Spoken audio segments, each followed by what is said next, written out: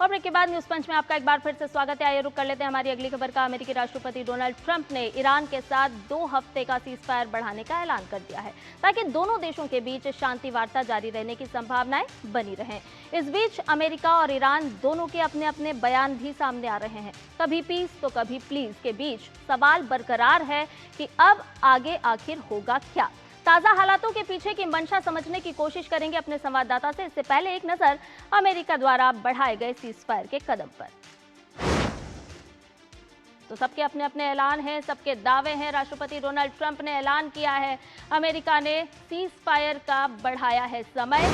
Social truth पर अपनी बात साझा की गई है। जी हां, सोशल ट्रुथ पर पोस्ट कर ये जानकारी साझा की है डोनाल्ड ट्रंप ने और उन्होंने बताया है कि ये जो सीज फायर है इसको और भी आगे बढ़ाया जाएगा। लेकिन सवाल यहाँ पर ये उठ रहा है कि ईरान भी कई बड़ी बातों का जिक्र करता हुआ नजर आ रहा है, क्योंकि ईरान की अपनी शर्तें हैं। और वहीं अगर अमेरिका को देखें तो अमेरिका का भी साफ तौर पर कहना है कि नाकेबंदी तो जारी रहेगी। हॉर्मुज़ पर ईरान लगातार कह रहा है कि नाकेबंदी नहीं रहने दी जाएगी। और ऐसे में एक तरफ जहां पर सीज फायर की बात हो रही है तो वहीं दूसरी तरफ देख रहे हैं तो अपनी अपनी शर्तें भी रखी जा रही है। अब हारने वाले शर्तें नहीं थोप सकते। कौन कह रहा है? ईरान की तरफ से ये बात कही जा रही है कि जो लोग जंग में हारते हैं वो अपनी शर्तें नहीं लागू करते हैं, शर्तों का ऐलान नहीं करते हैं। सीज फायर ऐलान पर ईरान का रिएक्शन सामने आया है और विदेश मंत्री सईद अब्बास अराक्ची ने अपना बयान दिया है। उन्होंने कहा है कि ईरानी पोर्ट्स पर यूएस की नाकाबंदी एक जंग के समान है। ईरानी जहाजों पर हमला सीज फायर का उल्लंघन है, इस बात का जिक्र भी अराक्ची ने अपनी बात में किया है। और उन्होंने साफ तौर पर कहा कि ईरानी जहाजों पर हमला सीज फायर का उल्लंघन होता है। क्रू मेंबर्स को हिरासत में लेना किसी भी तरह से उचित नहीं है, ये पूरी तरह से अनुचित है। ईरान पाबंदियों को बेअसर करना जानता है, ये बात भी अराक्ची ने कही है। जिस तरह से हम कह रहे हैं कि एक तरफ तो पीस प्लान तैयार किया जा रहा है, वहीं दूसरी तरफ देखें तो बयान भी लगातार सिलसिलेवार सामने आते जा रहे हैं। सीज फायर बढ़ाने के ऐलान बेमतलब हैं, मोहम्मदी ने ये बात कही। और नाकाबंदी जारी रखना बमबारी से अलग नहीं है। अगर आप नाकाबंदी भी कर रहे हैं तो उसे भी हम बमबारी की श्रेणी में ही लेंगे, यानी कि ये सीज फायर का उल्लंघन होगा।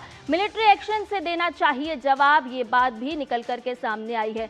अब आपको ये बताते हैं कि क्या नुकसान झेल रहा है ईरान। जी हाँ, बड़ा सवाल यही उठकर सामने आ रहा है कि आखिर इस पूरे जंग में नुकसान किसे हो रहा है। सवाल बन रहा है, ईरान नहीं चाहता बंद हो स्ट्रेट ऑफ हॉर्मुज़ और सोशल मीडिया पोस्ट में ट्रंप ने तंज भी कस दिया है। जी हाँ, ईरान चाहता है कि खुला रहे हॉर्मुज़ और हॉर्मुज़ बंद होने से ईरान की बंद हो गई है कमाई।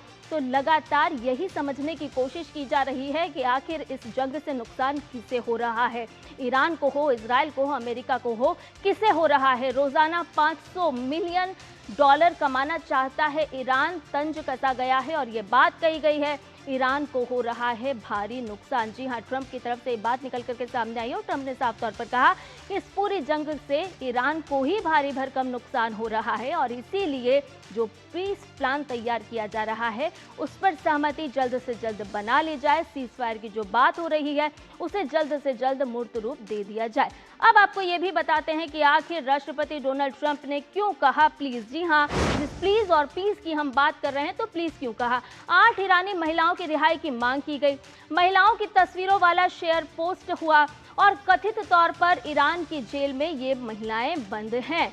जल्द ही फांसी देने का किया जा रहा है दावा। ट्रंप ने साथ ही साथ अपनी बात में ये भी लिखा कि ईरानी नेताओं से गुजारिश, इन महिलाओं को नुकसान ना पहुंचाए, इसीलिए कहा गया प्लीज। जी हाँ, इन महिलाओं को किसी तरह से कोई नुकसान ना हो, ये बात कही गई और इसके लिए मैं आपका आभारी रहूंगा। एक तरफ जो है बयान सामने आ रहे हैं, जुबानी जंग चल रही है, तो दूसरी तरफ हम देख रहे हैं कि प्लीज जैसी भाषा का इस्तेमाल भी कहीं ना कहीं होता नजर आ रहा है। सीज फायर से उम्मीदें भी बढ़ती हुई नजर आ रही है। ताज़ा अपडेट ले लेते हैं हमारे संवाददाता अखिलेश सुमन इस पूरी खबर पर हमारे साथ जुड़ गए हैं। अखिलेश, सवाल अभी भी यही है कि क्या होगा आगे। लगातार हम देख रहे हैं कि सीज फायर को आगे बढ़ाने की बात तो कही गई है, लेकिन क्या तनाव के संकट के बादल छटते हुए इससे नजर आएंगे, कोई मूर्त रूप लेता हुआ ये सीज फायर नजर आएगा?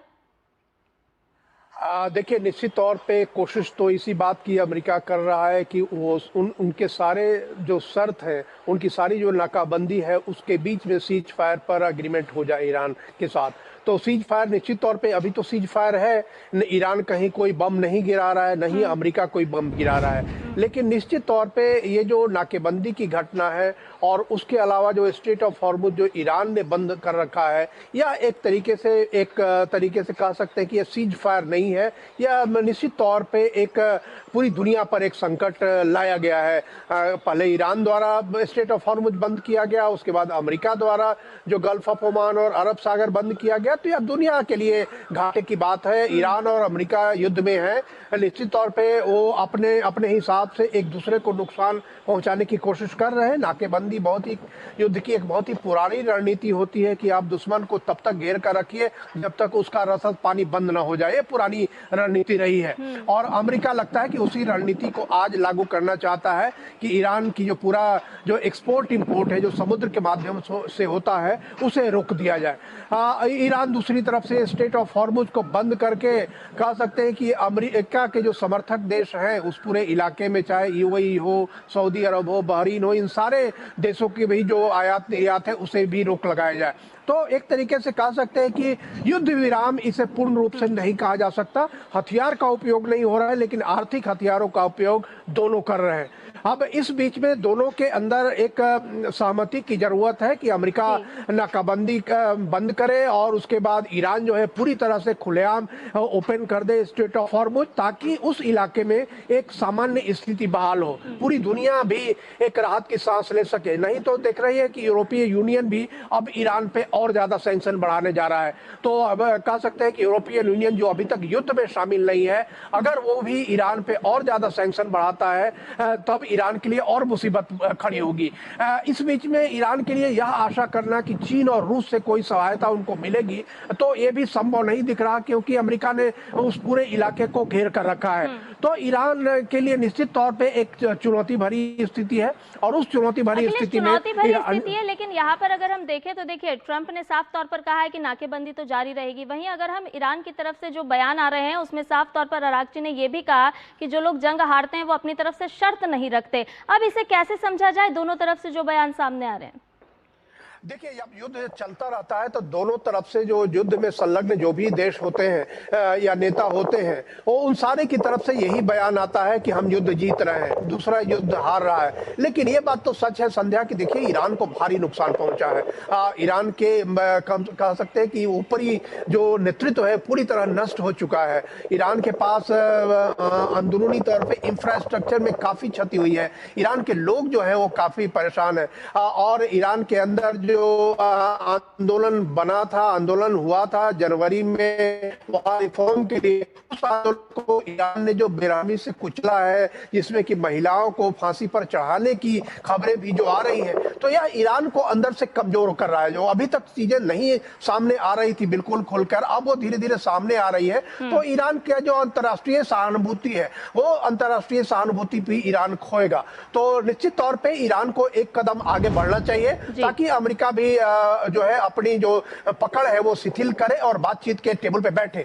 बातचीत का प्रस्ताव है तो बातचीत के प्रस्ताव से जो हटना होता है वो निश्चित तौर पे युद्ध को आगे बढ़ाना होता है। तो ईरान के लिए सभी यही कह रहे हैं कि ईरान बातचीत करे। भारत भी लगातार यही कह रहा है कि डायलॉग और डिप्लोमेसी अपनाया जाए, और उससे बचने का हल है वो तो वार्ता के साथ ही और बात के साथ ही निकलता हुआ नजर आएगा। और इसीलिए पूरी दुनिया के तमाम प्रभावित देश भी यही चाह रहे हैं कि बात हो, शांति हो, ये शांति वार्ता के साथ ही शांति भी स्थापित हो। बहुत बहुत शुक्रिया अखिलेश, तमाम जानकारी हमसे साझा करने के लिए।